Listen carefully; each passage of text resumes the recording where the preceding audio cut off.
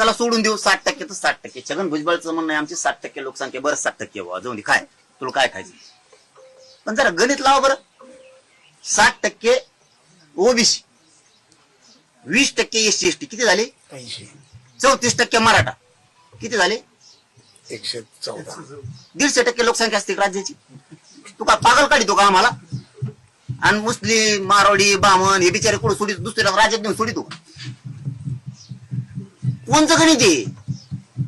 किती येड्यात काढणार माझ्या समाजाला तुम्ही? किती? आम्ही आमच्या नोंदी आहेत, यांच्या नोंदी नाहीत, तरी आरक्षण दिलं.